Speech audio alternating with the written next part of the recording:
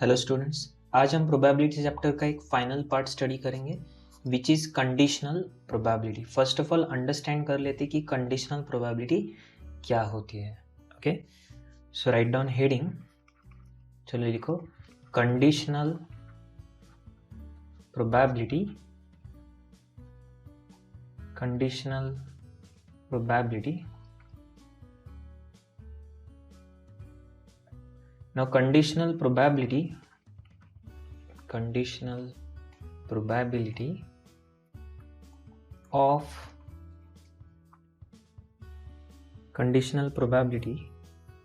of event A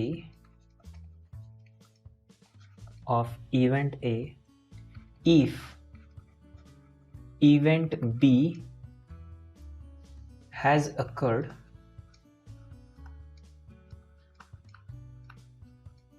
is calculated by using conditional probability of event A is calculated if event B has occurred is calculated by using, denote किया जाता है probability of A by B। A by B का मतलब A depends on B होता है। Okay, A by B देखो आप ऐसे भी लिख सकते हो A P of A oblique B, या फिर स्लैश करके लिखा तो भी चलेगा।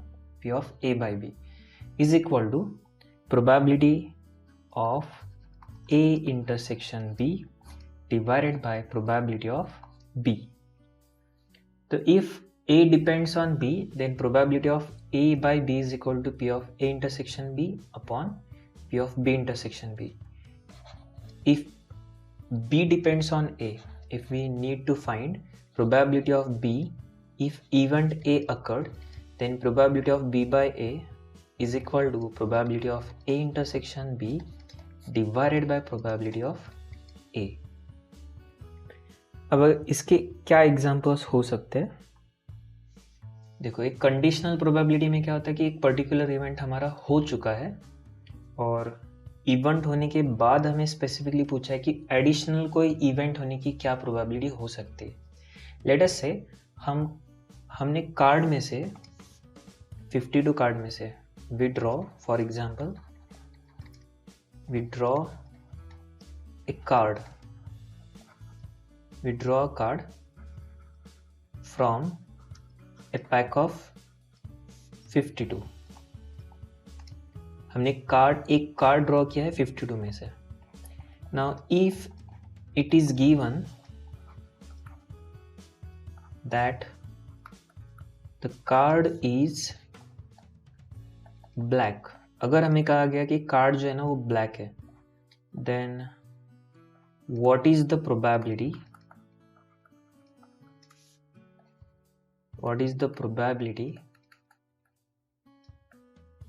Of its being spade.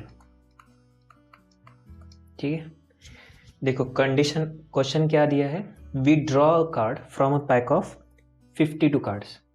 If it is given that the card is black, जो कार्ड हमने निकाला है वो अगर ब्लैक है तो स्पेड होने की क्या प्रोबेबिलिटी। देखो फर्स्ट ऑफ ऑल तो जो कार्ड हमने निकाला वो क्या है, ब्लैक है। अब 52 कार्ड में से 26 कार्ड तो क्या होता है, 26 कार्ड ब्लैक होते हैं और 26 कार्ड रेड होते हैं। नॉर्मली हमारे लिए n ऑफ s जो होता है वो 52c1 हो जाएगा, लेकिन इस क्वेश्चन के बारे में बात करते तो 52 कंसीडर करने की ज़रूरत है ही नहीं, क्योंकि हमें स्पेसिफिक लिखा है कि जो कार्ड हमने निकाला है वो ब्लैक कार्ड है। इसलिए अगर हम n ऑफ s 52 लेंगे तो वो गलत हो जाएगा। तो इस सिचुएशन में हमें n ऑफ s क्या कंसिडर करना पड़ेगा, 26 कंसिडर करना पड़ेगा। और आगे पूछा है कि what is the probability of it being spade, तो स्पेड की क्या प्रोबेबिलिटी है। लेट अस से स्पेड को हम A कहते हैं, तो टोटल 13 स्पेड होते हैं और हमने एक कार्ड निकाला है तो 13c1 दैट इज 13।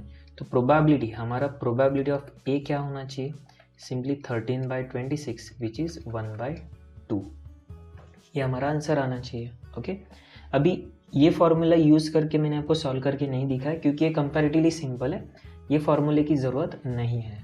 ओके, लेकिन जब भी ज़रूरत रहेंगी तो हम ये फॉर्मूला यूज़ कर लेंगे। अभी तो आपको कंडीशनल प्रोबेबिलिटी को समझ लेना है कि एक इवेंट ऑलरेडी हो चुका है और अगर वो इवेंट हम कंसिडर करते हैं तो आगे क्या प्रोबेबिलिटी रहेंगी स्पेसिफिक इवेंट्स की। ठीक है, अभी जैसे एक सिंपल एग्जांपल ले सकते और शायद किसी स्टूडेंट ने फेस भी किया होगा। अगर आपको कहा जाए कि ए एग्ज़ाम में फेल हुआ है, ए एग्ज़ाम में फेल हुआ है, क्या प्रोबेबिलिटी है कि ए घर पे जाने के बाद मार खाएगा? राइट, प्रोबेबिलिटी बहुत ज़्यादा है। तो इवेंट क्या है कि ए फेल हो गया और आगे हमें क्या देखना है कि ए मार खाएगा, इसकी क्या प्रोबेबिलिटी है। आ रहा है समझ में? तो कंडीशन एक इवेंट हो गया है तो उसके आगे के इवेंट की क्या प्रोबेबिलिटी है।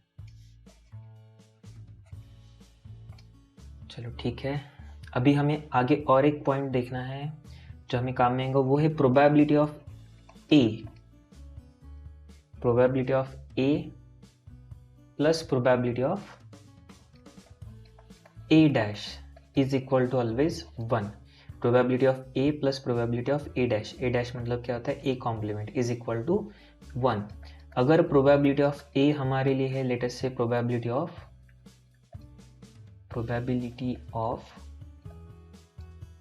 सक्सेस, या फिर चलो हम किसी और एग्जांपल से देखते हैं।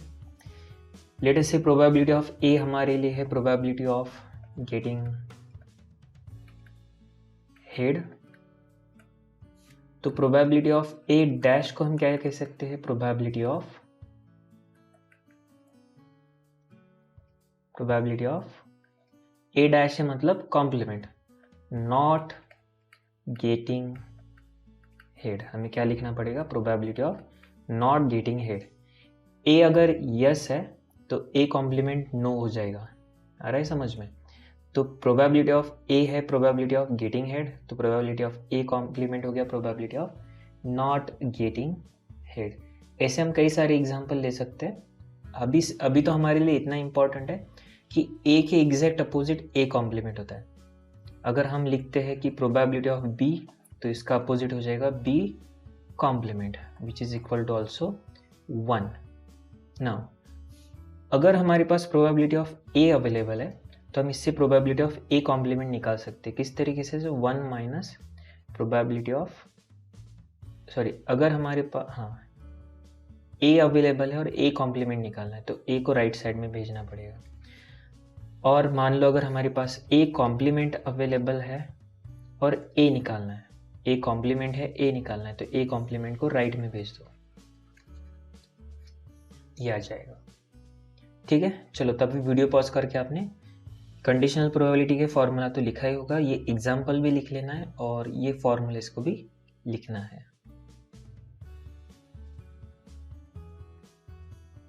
चलो अभी एक्सरसाइज में से कुछ क्वेश्चंस देखते हैं।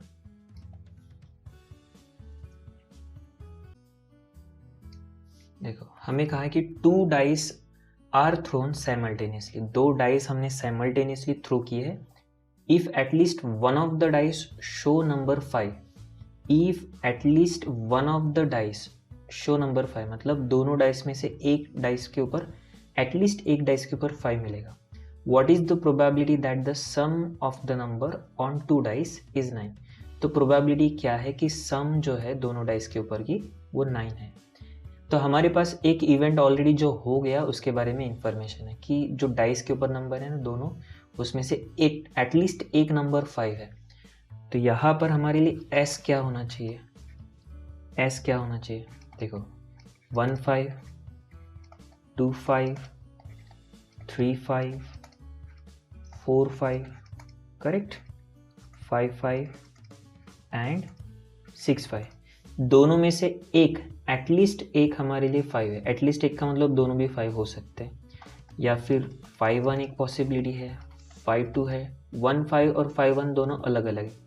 ठीक है, 1 5 बता रहा है कि फर्स्ट डाइस के ऊपर 1 है और सेकंड पे 5, और 5 1 में मतलब फर्स्ट डाइस पर 5 सेकंड पे 1। देन 5 3 पॉसिबल है, 5 4 पॉसिबल है। ओके 5 5 तो हमने ऑलरेडी ले लिया तो 5 5 लेने की ज़रूरत नहीं है। देन 5 6। तो यहाँ पर n ऑफ s कितने हो गए? 1 2 3 4 5 6 7 8 9 10 11। ओके, अब हमें क्या पूछा है? आगे हमें पूछा है कि sum of number on dice is 2। So let us say a is equal to sum is 9, दोनों नंबर्स की सम 9 है। कितने नंबर्स ऐसे, या तो है 4 5 या फिर हमें मिलेगा 5 4, 4 + 5 9, 5 + 4 9, तो यहाँ पर n ऑफ a हो गया 2। So probability of a is equal to what, n of a upon n of s, which is equal to 2/11, और यही हमारा आंसर है।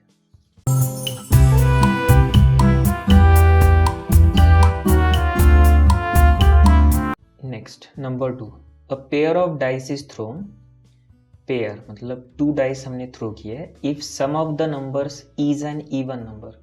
अच्छा, जो सम है वो इवन है, what is the probability that it is a perfect square, तो परफेक्ट स्क्वायर होने की क्या प्रोबेबिलिटी है। चलो ठीक है, फर्स्ट ऑफ ऑल तो हमने पेयर ऑफ डाइस थ्रो किए, सम जो है वो इवन है, ये हमें दिया है। ओके, तो एस हमारे लिए क्या रहेगा, देखो नंबर जो है एडिशन इवन कब हो सकते हैं, जो नंबर्स हम ऐड कर रहे हैं, जैसे 1 + 1 2, 2 + 2 4, या फिर 1 + 3 4, 2 + 4 6। ओके, देखो अगर दोनों ऑड नंबर है तो सम इवन रहेगी, या फिर दोनों इवन होने चाहिए तो ही सम क्या होगी, इवन होगी। तो इवन सम चाहिए तो हमें क्या करना पड़ेगा, दोनों ऑड नंबर्स लेने होंगे या फिर दोनों इवन नंबर्स लेने होंगे। अगर एक ऑड है और एक इवन है तो जो टोटल सम हमें मिलेगी वो ऑड हो जाएगी। तो इवन टोटल के लिए हमें क्या करना पड़ेगा, दोनों की टोटल दोनों नंबर्स या तो ऑड लेने हैं या फिर दोनों इवन लेने हैं।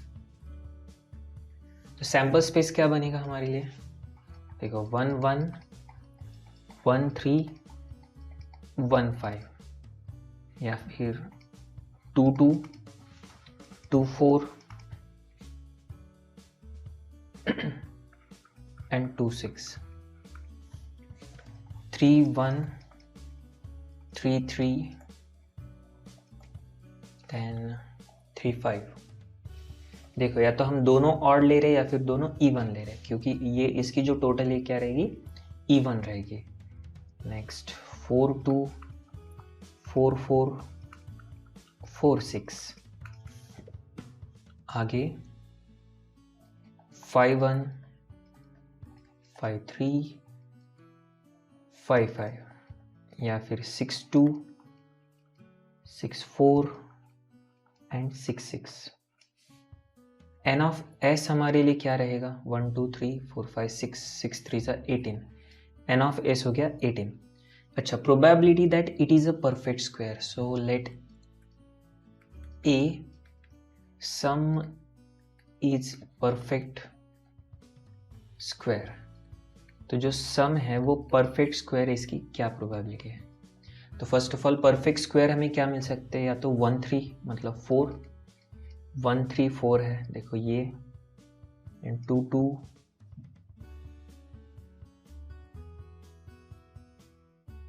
और कौन से है यहाँ पर,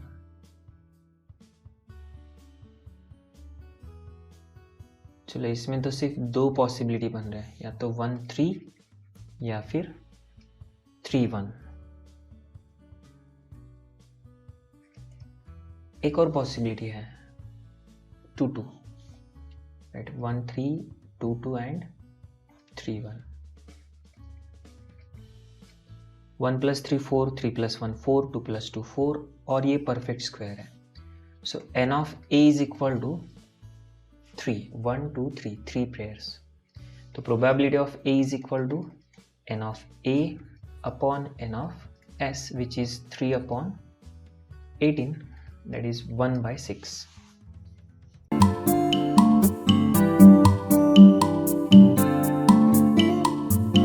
नेक्स्ट क्वेश्चन हम देखते हैं, क्वेश्चन नंबर 7 दिया है,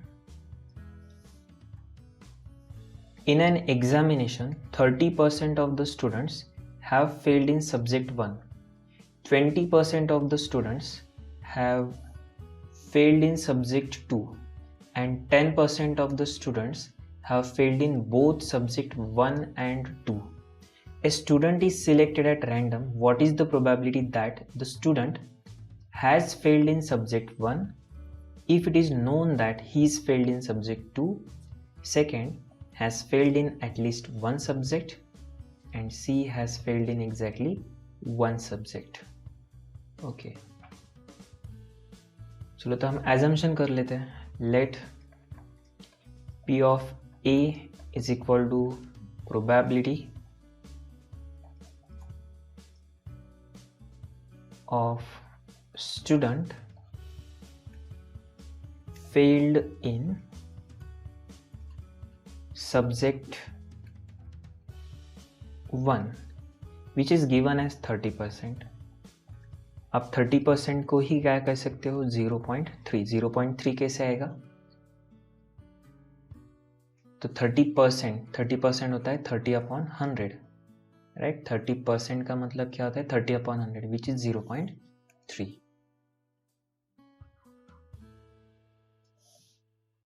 Next, similarly, let probability of B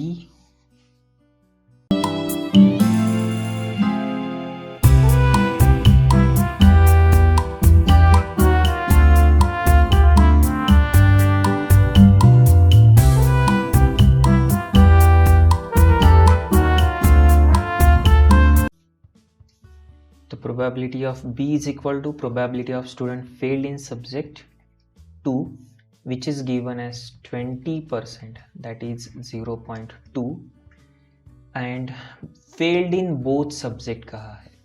failed in both subject मतलब A intersection B common 10%, दोनों subject में which is equal to 0.1.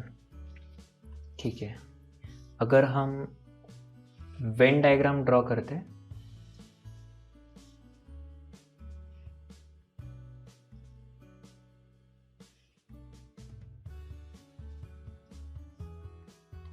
तो यहाँ पर probability of A 30%, probability of B 20%, common 10% है. ठीक है. देखो अभी 30% में से 10% कॉमन है तो 20% सिर्फ A है. सिर्फ B निकालने तो 20 माइनस 10%. अच्छा, हमें क्या पूछा first? Student probability that student has failed in subject 1 if it is known that he is failed in subject 2. देखो अभी ये कंडीशनल प्रोबेबिलिटी. हमें पता है कि सब्जेक्ट 2 में फेल हो चुका है तो सब्जेक्ट 1 में भी फेल होने की क्या प्रोबेबिलिटी है? तो यहाँ पर कंडीशनल प्रोबेबिलिटी है of A if student is failed in second, that is B. तो फर्स्ट बीट का जो आंसर है हमारे लिए A होना चाहिए, probability of A by B which is probability of A intersection B upon B. अभी हमने इसका फॉर्मूला लिखा है. कंडीशनल प्रोबेबिलिटी को आप कैसे कैलकुलेट करेंगे? तो probability of A intersection B upon B. तो कॉमन है 10%, that is 0.1 divided by probability of B 20%, 0.2, point cancel और ये 1/2. अल्टरनेटिव वाला आप चाहो तो ऐसा भी लिख सकते हो 10% upon 20% which is also equals to 1/2.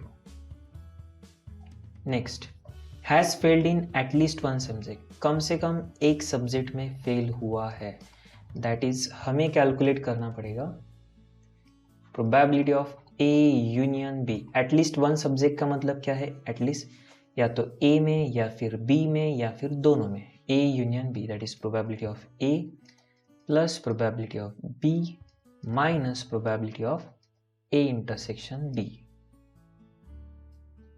which is equal to probability of A कितना है? 30%. probability of B कितना है? 20% और A intersection B 10%. 30 plus 20 50 minus 10 40%. या फिर आप 20 plus 10 plus 10 ये भी करोगे तो same answer 40%. And finally has failed in exactly one subject. Exactly one subject में फेल हुआ है दैट इज प्रोबेबिलिटी। एग्जैक्टली 1 का मतलब क्या रहेगा, या तो ओनली ए और ओनली बी। सिर्फ ए में फेल हुआ है या फिर सिर्फ बी में। ओनली ए है 20% एंड ओनली बी है 10%, दैट इज 30%। ओके, 40-30। अच्छा, यहाँ पे 1/2 हमने लिखा है, 1/2 को हम 50% भी लिख सकते हैं। तो ये सारे परसेंटेज में आंसर आ जाएंगे। ओके,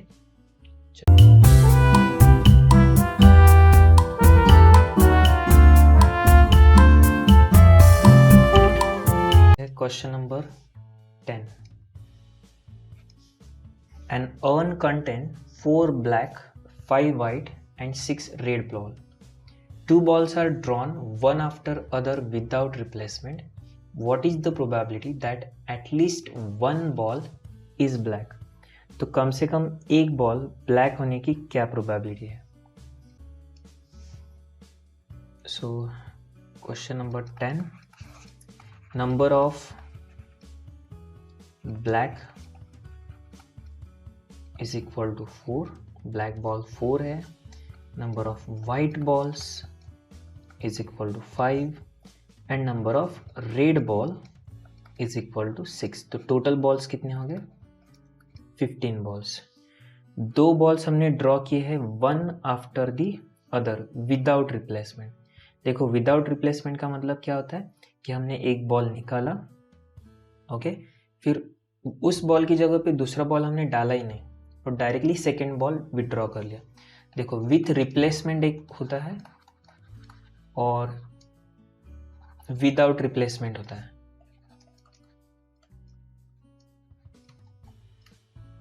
विथ रिप्लेसमेंट में क्या किया जाता है, मान लो 15 बॉल में से मैंने एक बॉल निकाला, जो बॉल मैंने निकाला है उसका मैं कलर चेक करूंगा और फिर से बैग के अंदर वो बॉल वापस डाल दूंगा।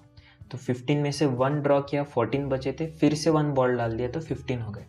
ये विथ रिप्लेसमेंट होता है। विदाउट रिप्लेसमेंट का मतलब एक बॉल मैंने ड्रॉ किया, बाजू में रख दिया, तो अभी कितने बचे? 14।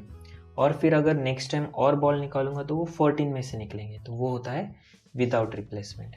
ओके,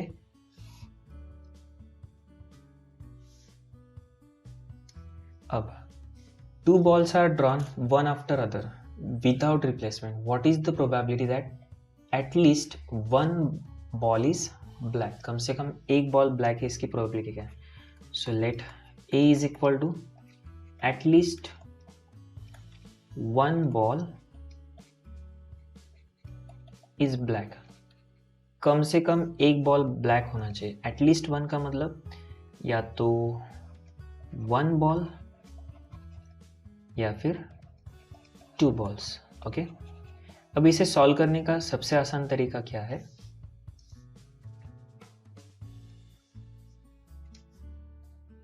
तो फाइंड आउट करो ए कॉम्प्लीमेंट। देखो, अभी कम से कम हमें एक बॉल ब्लैक चाहिए, इसका मतलब ए कॉम्प्लीमेंट क्या होना चाहिए? No black ball. ए हमने एज्यूम किया कि हमें ब्लैक बॉल चाहिए, दैट इज 1, 2 जो भी है।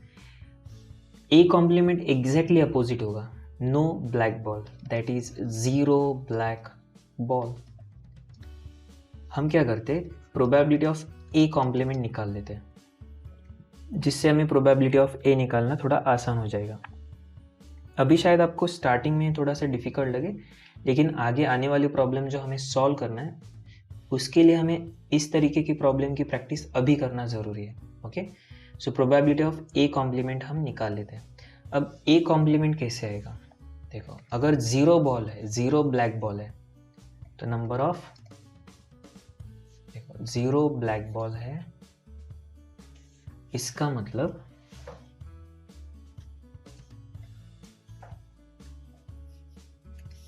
देखो black balls and non black balls. अब ब्लैक बॉल्स कितने हैं? 4, और नॉन ब्लैक मतलब वाइट एंड रेड कितने हैं? 11। अगर हम कहते कि 0 बॉल जो हमने ड्रॉ किए, कितने ड्रॉ किए हमने? ओके, 2 बॉल्स निकाले, उसमें से एक भी बॉल ब्लैक नहीं, that is 0। In other word दोनों बॉल क्या है, दोनों नॉन ब्लैक है। ओके, तो अभी 4C0 हमें क्या कहना पड़ेगा इसके लिए, तो 4C0 इंटू 11C2।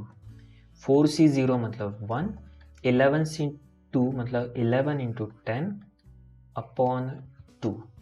10 अपॉन 2 किया तो 5, 5 इंटू 11 55।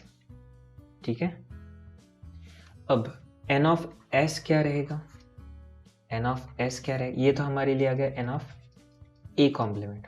ओके, ये हो गया a कॉम्प्लीमेंट।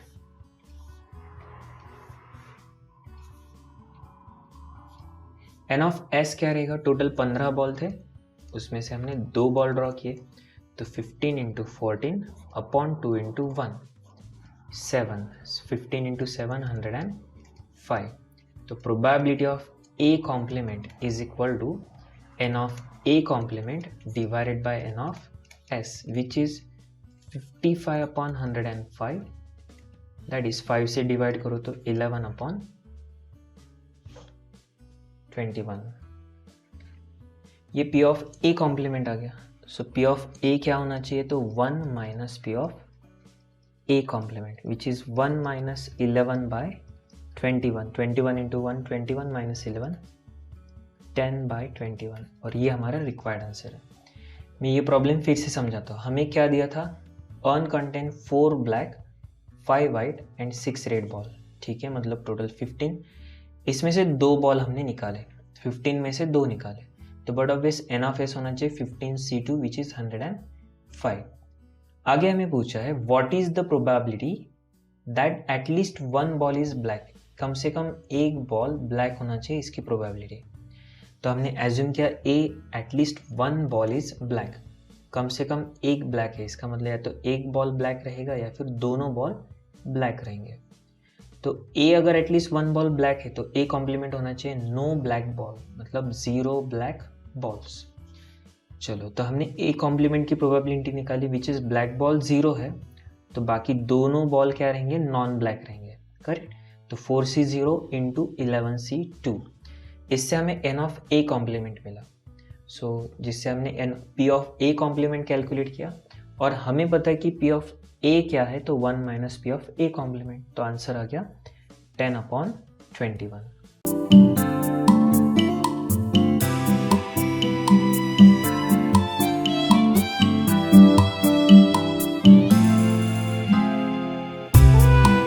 क्वेश्चन नंबर 9 में कहा है a bag contain 10 white balls and 15 black balls, 2 balls are drawn in succession without replacement. Bag के अंदर 10 वाइट बॉल्स है एंड 15 ब्लैक बॉल्स है, 2 balls are drawn in succession without replacement. What is the probability that first is white and second is black, second one is white and other is black. ठीक है, अब ये दोनों question एक जैसे लगेंगे कि लेकिन दोनों में डिफरेंस है। Question number 9, number of white balls is equal to 10 and number of black balls is equal to 15, तो टोटल हो गए 25। ठीक है, 2 बॉल्स हमने ड्रॉ किए हैं, हमें प्रोबेबिलिटी पूछी है first is white and second is black. ठीक है, first is white and second is black. ठीक है, हम प्रोबेबिलिटी डायरेक्टली निकाल लेते हैं। Required probability is equal to, देखो अभी फर्स्ट ऑफ ऑल तो कितने बॉल्स थे, टोटल 25 बॉल्स थे, 25 में से हमने एक बॉल निकाला, समझो टोटल 2 निकाले लेकिन सक्सेशन में। ओके, पहले एक बॉल निकाला फिर दूसरा निकाला, तो पहला वाइट होना चाहिए, तो वाइट की प्रोबेबिलिटी हम फर्स्ट निकाल लेते हैं। फर्स्ट इज वाइट, तो 25C1 डिवीजन में और न्यूमरेटर में वाइट, एक वाइट चाहिए तो 10C1 and second is black, तो मल्टीप्लाई कर दो। देखो अभी 25 बॉल्स में से एक निकाला तो बचे कितने, 24, तो 24 C1, ये डिनोमिनेटर हमारे लिए क्या है, n ऑफ s है, 24 C1। अब हमें ब्लैक चाहिए तो न्यूमरेटर में क्या आएगा, ब्लैक में से एक, that is 15 C1 which is 10 C1 means 10 upon 25, ये आएगा 15 अपॉन 24 विच इज 10 और 25 को 5 से डिवाइड करो तो 2/5, और ये दोनों को 3 से किया तो 5 अपॉन 8, 5 कैंसल, 2 और 8, ये हो जाएगा 1/4। तो ये हमारा आंसर है। 1/4 प्रोबेबिलिटी है, first is white and second is black की। अच्छा, अब सेकेंड बीट क्या पूछा है, 1 is white and other is black. देखो अभी दोनों दिखने को सेम है लेकिन दोनों में बेसिक डिफरेंस है। यहाँ पे क्या कहा है कि एक वाइट है और दूसरा ब्लैक है। यहाँ पे सीक्वेंस के बारे में कुछ नहीं कहा है। फर्स्ट में सीक्वेंस में कहा था कि फर्स्ट वाइट होना चाहिए और सेकंड ब्लैक होना चाहिए। सेकंड में कहा है कि एक वाइट रहेगा दूसरा ब्लैक रहेगा। इसका मतलब ये हो सकता है कि फर्स्ट वाइट है एंड सेकंड ब्लैक है, और अल्टरनेटिव फर्स्ट ब्लैक है एंड सेकंड वाइट है, ये हो सकता है। करेक्ट। देखो 1 is white and other is black का मतलब एक वाइट होना चाहिए और दूसरा ब्लैक। तो पॉसिबिलिटी कि पहला वाइट है और दूसरा ब्लैक है, या फिर पहला ब्लैक है और दूसरा वाइट है। तो इस केस में प्रोबेबिलिटी हम कैसे निकालेंगे, first is white and second is black, first is white and second is black, ये तो हम सॉल्व कर चुके हैं ऑलरेडी। और इसका आंसर हमारे पास कितना है, 1/4 है। और का मतलब होता है plus first black second white. अच्छा, अभी फर्स्ट बॉल जब हम निकाले तब 25 बॉल में से एक निकाला है, और ब्लैक कितने हैं 15, 15 में से एक इंटू 25 में से एक बॉल निकाल गए तो बचे कितने 24। तो सेकेंड बॉल जब हमने ड्रॉ किया उसमें 24 थे, फिर हमने 24 में से एक बॉल निकाला। अब हमें सेकेंड वाला क्या चाहिए, white, 10C1 which is equal to 1/4 plus 15/25 into 15/25 into 10/24।